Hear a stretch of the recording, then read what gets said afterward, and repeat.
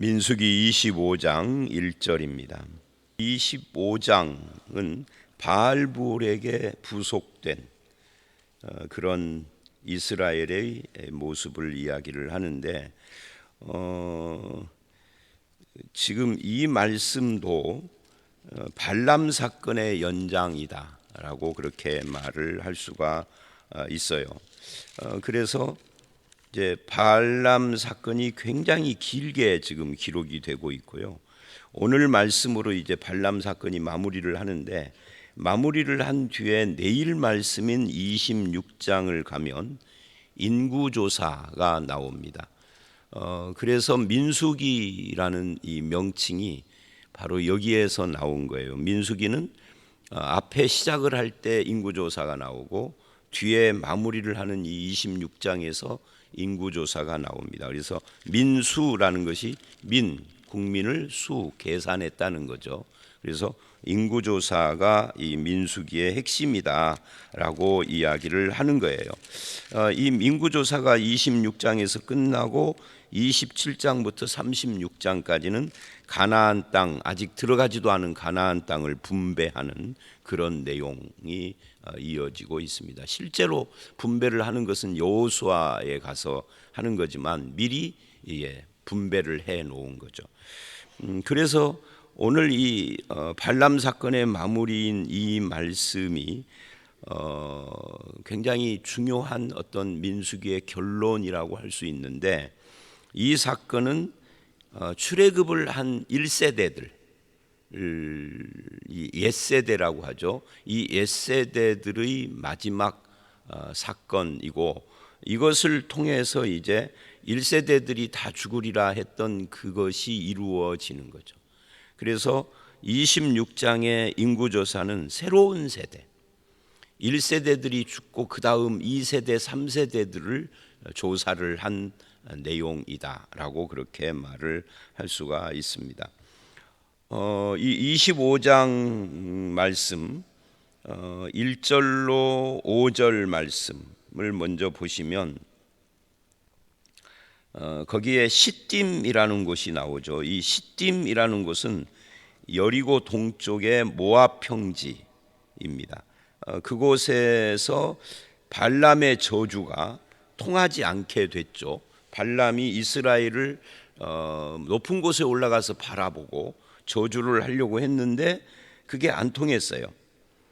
그것이 안 통하자 발람은 이제 우리가 그 어제 말씀을 보면 발람이 돌아갔다. 발람이 일어나 자기 곳으로 돌아가고 발락도 자기 길로 갔더라라고 24장 마지막 절 25절에 그렇게 말을 했는데, 오늘 말씀은 실제로는 발람이 안 돌아간 거예요. 근데 왜 돌아갔다고 그러느냐? 이제 발람 사건을 마무리하면서 발람이 돌아갔다 그러는데 실제로는 아직 머물러 있죠. 머물러서 뭐를 했느냐 하면은 발락 왕에게 자기가 떠나기 전에 이제 이런 계책이라고 하기보다는 꾀라고 해야 되겠죠. 성경이 표현하는 대로 발람의 꾀를 발락 왕에게 제시하고 그리고 돌아간 거예요. 그러니까 어제 말씀에 돌아갔다 하는 것은 그 발람의 꾀를 빼고 돌아갔다라고 전체적인 이야기를 한 거고, 그 발람의 꾀가 뭐냐 하면은 발람의 꾀를 31장 민수기 31장 한번 찾아보세요. 민수기 31장을 보면 거기에 8절 그리고 15절 16절을 보면 이렇게 이야기를 합니다. 31장 8절, 그 죽인 자 외에 미디안의 5 왕을 죽였으니 미디안 왕들은 뭐 쭉 나오고 또 부올의 아들 발람을 칼로 죽였더라. 그러니까 발람이 돌아간 것 같은데 그 돌아간 곳이 부돌 지역, 자기가 살던 메소포타미아로 돌아간 것이 아니라 아마 미디안에서 제공한 어떤 곳으로 돌아간 것 같아요. 그러니까 미디안 왕에게 아마 이렇게 대접을 받고 약속한 대로 그런 대접을 받고 살다가 결국은 이스라엘에 의해서 미디안이 그 공격을 당할 때 미디안의 왕 5이 죽고 그때 발람도 칼로 죽었어요. 그리고 15절 31장 15절 16절을 보면 모세가 그들에게 이르되 너희가 여자들을 다 살려두었느냐. 모세가 진노하는 거예요. 보라, 이들이 발람의 꾀를 따라, 그래요. 발람의 꾀를 따라 이스라엘 자손을 부올의 사건에서 여호와 앞에 범죄하게 하여 연병이 일어나게 했다. 이 부올의 사건이 뭐냐? 25장이에요. 25장에 여자들을 살려두었고 발람의 꾀를 따라 부올의 사건이 일어났다. 이 부올이라는 것을 합해가지고 25장 3절을 보면 이스라엘이 바알 부올에게 가담한지라 라고 표현을 해요. 이 부올이라는 이곳하고 바알신 알죠? 이거하고 관련이 있는 거예요. 이것이 발람이 낸 꾀였다. 이스라엘을 저주하려고. 그래서 나중에 이제 이것이 계시록 2장 14절을 보면 신약에서도 이 발람에 대한 이야기를 합니다. 발람의 꾀를 따라 신약 시대에도 그런 것이 있었다 하는 이야기입니다. 자, 다시 25장으로 오면 그러니까 25장의 이 사건은 결국 그 배후에 발람이 있었다 하는 것을 보여주고 있는 거죠. 근데 이 미디안이라는 이 족속들이 참 웃기는 족속인 것이 여기가 모세의 처갓집입니다. 모세의 처갓집 종족들인 미디안인 거죠. 이 미디안은 모압의 한 종파예요. 종파라기보다는 종족이에요. 근데 그 미디안 여자들을 시켜서 그들의 축제에 이스라엘 수령들을 초청을 한 거죠. 거기서 이제 그모스라고 하는 여신에게 드리는 제사에 참여를 시켜서 먹고 마시고 절하는 그런 축제인데 이 축제의 마지막 행사가 뭐냐? 여러분, 바알 숭배 이야기를 할 때마다 설명하는 것이 바알 숭배만 그런 것이 아니라 고대 이 지역에서 우상 숭배들은 다 비슷한 형태를 띠었는데 그게 뭐냐면 거기에 남자 제사장들, 여자 제사장들이 있어요. 따로따로 분리되어 있는 거죠. 이제 그 신을 숭배하는 곳이 분리되어 있는 겁니다. 그래서 여자 신도들은 남자 제사장 있는 곳으로 들어가고 남자 신도들은 여자 제사장들이 있는 곳으로 들어가서 거기서 성관계를 하는 것이 이 축제의 마지막 하이라이트입니다. 거기에 이스라엘도 참여를 했다 그 말이에요. 그러니까 이게 혼음 축제인 거죠. 사제들과 이 신들, 이 종교의 사제들은 전부 다 그렇게 하는, 그러니까 이거를 성전 창기라고 그래요. 성전에 있는 거룩한 창기. 거룩하기는 뭐가 거룩해요? 그냥 창기일 뿐이지, 종교의 이름으로. 이것이 바벨론의 이시타르, 가나안의 아스다롯, 소아시아의 아데미 여신, 사도행전에 나오잖아요. 풍요의 여신이라고 그럽니다. 뭐 땅의 여신인데 이것들이 전부 다 똑같아요. 그러니까 결국은 음란의 여신인 거죠. 그 아데미 여신의 영어식 발음이 그게 다이아나입니다. 다이아나가 누구죠? 영국 왕세자 비였던 여자. 그러다가 어떤 남자를 만나서 바람 나가지고 차 몰고 가다가 죽었던. 근데 참 이상한 것은 그런 여자인데 세상 사람들이 되게 좋아하고 존경해. 그 여자의 이름이 여신 이름이에요. 다이아나 그러면 그냥 우리는 아무것도 모르고 그냥 이름이 이뻐 보인다 그러지만 그게 음란 여신을 말하는 겁니다.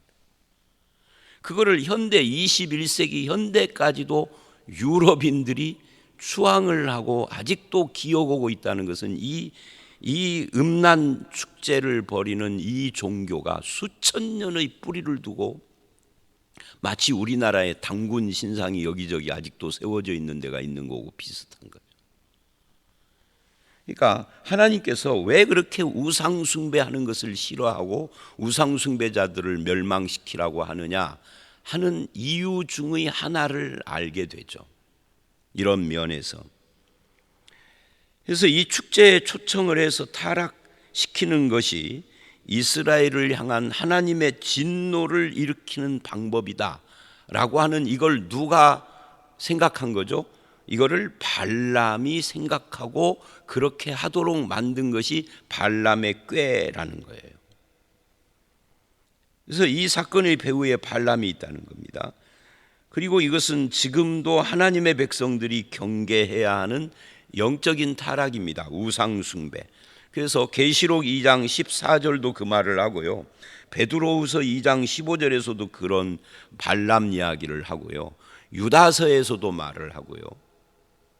신약 성경에서도 여기저기서 이 발람에 대한 이야기를 하는 이유가 그것입니다.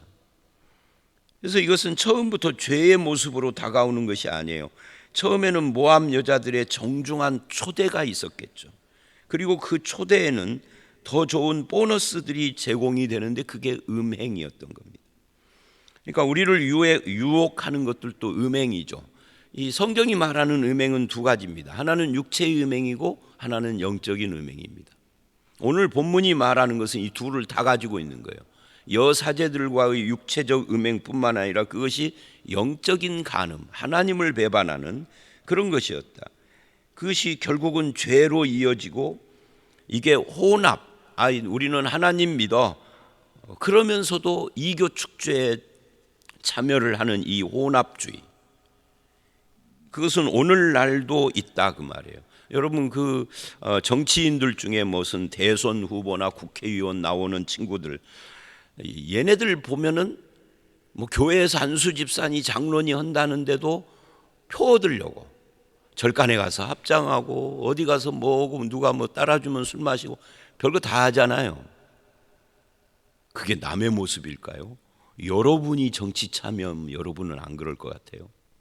그거 지조지킬 수 있겠어요? 힘들거려. 우리 신앙이 엉터리라는 거예요. 이게 똑같은 이야기. 그러니까 이 사건이 먼 옛날 이야기가 아니라 오늘날도 일어나는 우리 주변의 현실의 문제이단 말이죠. 혼합 종교입니다. 세속하고요. 그래서 그 결과가 바로 어떤 것이냐면 3절에 이래요. 이스라엘이 바알볼에게 가담한지라. 이 가담이라는 말, 이 가담이라는 말이 옛 성경 번역에는 부속된지라라고 해요. 그게 훨씬 더 리얼한 표현이죠. 부올이라는 것은 이제 지역 이야기고 바알 신을 말하는 겁니다. 거기에 부속되어 버리는 그런 사태가 일어났다 하는 것을 보여주고 있어요. 호세아 9장 10절을 보면 이것에 대한 이야기가 거기에 또 나옵니다. 호세아 9장 10절을 찾아보시면요, 제가 읽어드릴게요. 이렇게 말을 합니다. 옛적에 내가 이스라엘 만나기를 광야에서 포도를 만난 같이 하였으며 너희 조상 보기를 무화과 나무에서 처음 맺힌 첫 열매를 봄같이 하였거늘 그들이 바알 부올에게 가서 부끄러운 우상에게 몸을 들이므로 저희가 사랑하는 우상같이 가증하여 졌도다. 호세아도 이 바알 부올 사건을 이야기를 해요. 거기서 부끄러운 우상에게 몸을 들임으로 사랑하는 우상처럼 됐다. 이게 영적 간음인 거죠. 그래서 부속됐다. 그들에게 속하. 여러분 신앙이라는 것은 하나님과의 연합, 하나님께 속하는 거잖아요. 그런데 하나님께 속한 자가 바알에게 속한 자가 됐어요. 이중으로. 그러니까 간음인 거죠.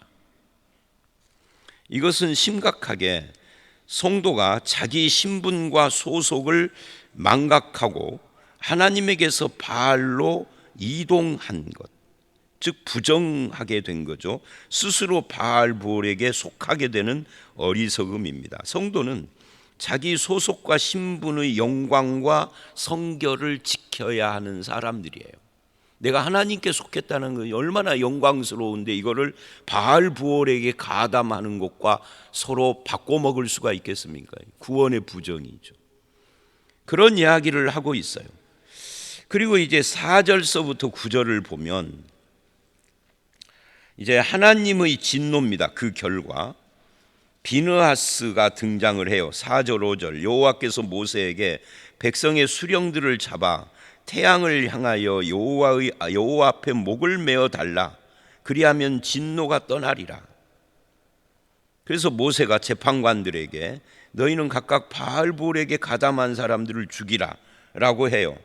하나님의 명령을 전달한 거죠. 그러자 아무도 움직이지 않는데 그때 마침 6절로 9절 이스라엘 회중이 회막문에서 울고 있을 때 한 사람이 미디안 여인을 데리고 왔습니다. 그게 누구냐면 나중에 이제 그 어디에서 말을 하죠? 14절부터 15절을 보면 이 남자가 누구고 여자가 누군지가 나와요. 그 이름이 시므리인데 이게 살루의 아들이요 시므온인의 조상의 가문 중 한 지도자며 지도자급 인물이란 말이죠. 시므리. 그리고 여자는 고스빈이 이것도 미디안의 가문의 수령의 딸이었다. 수르라는 사람이. 이걸 보면 수령이든 수령의 딸이든 다 마찬가지였던 거죠. 지도자들이. 그래서 이런 하나님의 명령에 반응을 하는 사람이 생겼어요. 그게 7절 아론의 손자 엘르아살의 아들 비느하스가 일어나서 손에 창을 들고 따라 들어가서 그 남자와 여자를 창으로 찔러 한꺼번에 배를 꿰뚫고 두 사람을 한꺼번에 죽인 거죠. 그렇게 하자 연병이 그쳤다. 그러니까 그동안에 이 사건 때문에 연병으로 이스라엘이 9절 2만 4천 명이나 죽었어요. 바알의 꾀가 통한 거죠. 그러니까 영적으로 이스라엘을 저주하려고 하는 것은 안 됐는데 왜? 하나님께서 막으시니까. 저주하려고만 하면 축복으로 변해버리고 그게 24장까지의 이야기였잖아요. 그런데 간음을 하게 하고 우상을 숭배하게 하는 이것은 통했다라는 거예요. 그래서 2만 4천 명이 죽었다. 그러니 발락이 발람을 직사대우를 하고 거주지를 주었던 거죠. 자, 그런데 이제 이 6절부터 9절까지 비느하스 이야기, 제사장 엘르아살의 아들이다. 하나님은 이 백성들이 연병으로 죽어가고 있을 때 하나님의 명령이 떨어졌는데 다른 사람들은 마이동풍인데 이 사람 비느하스만 반응을 했던 거죠. 시므온의 족장의 지도자 중에 한 사람은 오히려 마이동풍이 아니라 자기가 앞장서서 죄를 짓고 있는 그런 아주 중요한, 그래서 막 사람들이 2만 4천 명이나 죽어가고 있는 그런 상황에도 아주 뻔뻔한 짓을 하는데 이때 죄가 막 확산되는 이때 비느하스가 반응을 했다는 것이 중요해요. 죄의 확산으로 멸망하느냐, 이 대중화가 되는 거죠. 이걸 내버려 두면은. 아니면은 뿌리를 뽑느냐 하는 기로에 서 있는데, 그런데 비느하스가 일어나고 반응을 한 거예요.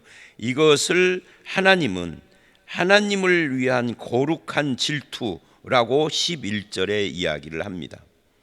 비느하스가 내 질투심으로 질투하여 내 질투로 그들을 소멸하지 않게 막았다는 거죠.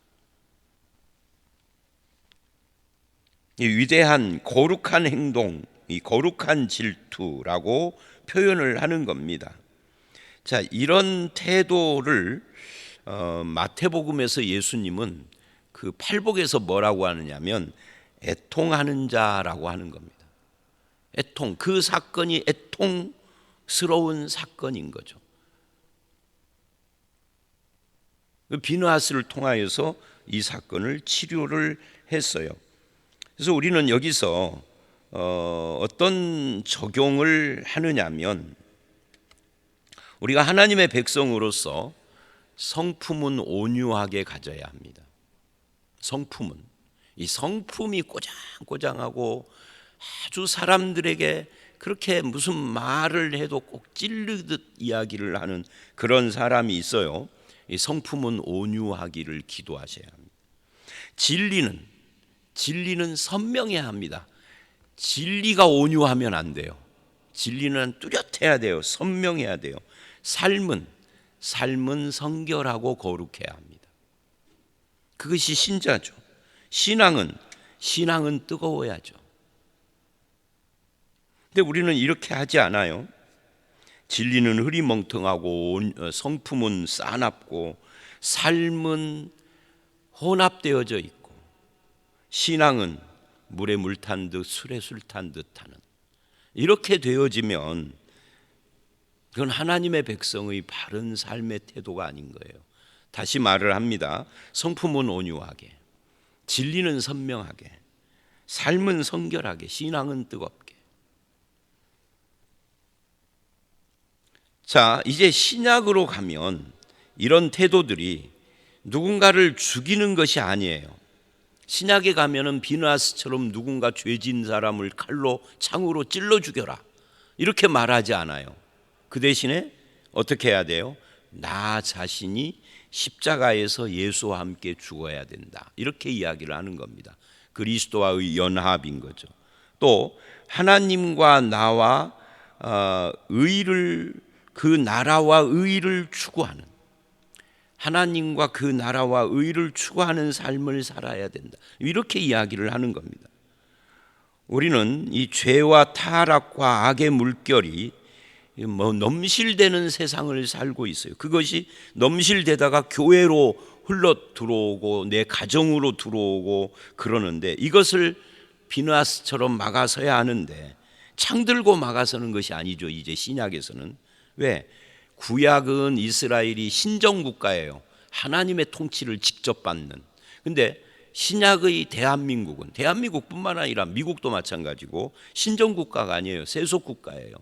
그래서 우리가 어떤 나라를 대표해서 창을 들고 우상숭배하는 자들을 다 죽이자 이렇게 가는 것은 성경적인 것이 아니에요. 그 대신에 우리가 하나님 나라와 의를 추구하는 삶을 살아야 하는 거죠. 그래서 영향을 주는 거죠. 뭐처럼? 누룩처럼, 그죠? 가루 섬알에 들어간 누룩처럼, 빛처럼, 소금처럼. 자, 충분히 설명이 됐으니까요. 그래서 10절로 15절 말씀은 앞에 이제 이야기들 11절에 질투 이야기를 했고요. 그리고 14, 15절에 시므리와 고스비라는 두 사람이 대표적으로 죽었다는 이야기를 하고요.